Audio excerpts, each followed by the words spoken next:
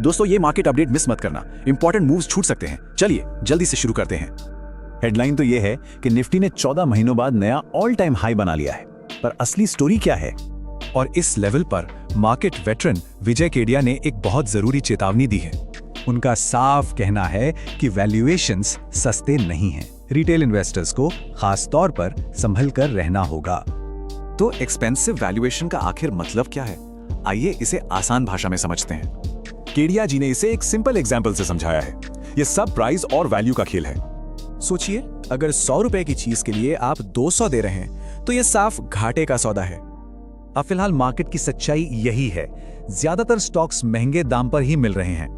तो इन्वेस्टर्स अब फंसे हुए हैं। एक तरफ फोमो है और दूसरी तरफ पीक पर खरीदने का रिस्क। तो इस माहौल में अपॉर्चुनिटी कहाँ है? चलिए देखते हैं केडिया जी क्या कहते हैं। विजय केडिया एक ऐसे सेक्टर की तरफ इशारा कर रहे हैं जहां वैल्यूएशंस अभी भी आराम से मिल रहे हैं। और वो सेक्टर है पब्लिक सेक्टर बैंक्स, यानी कि सरकारी बैंक्स। क्योंकि यहां क्रेडिट ग्रोथ 12 से 15% तक जा सकती है, जो एक बहुत बड़ा पॉजिटिव ट्रिगर है। लेकिन केडिया जी एक और हाई ग्रोथ एरिया की बात करते हैं, पर एक वार्निंग के साथ। ये 3 हाई ग्रोथ सेक्टर्स हैं, एयरलाइंस, टूरिज्म और हॉस्पिटल्स। ग्रोथ यहां जबरदस्त है।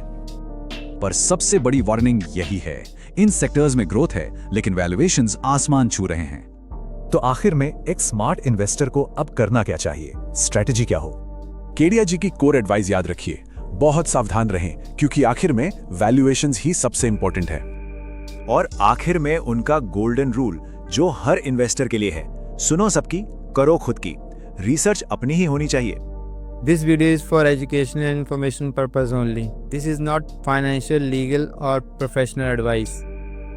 We are not SEBI registered advisor or experts, and viewers should conduct their own research and consult qualified professionals before making any financial decisions. The channel is not liable for any losses or damages arising from the use of this content.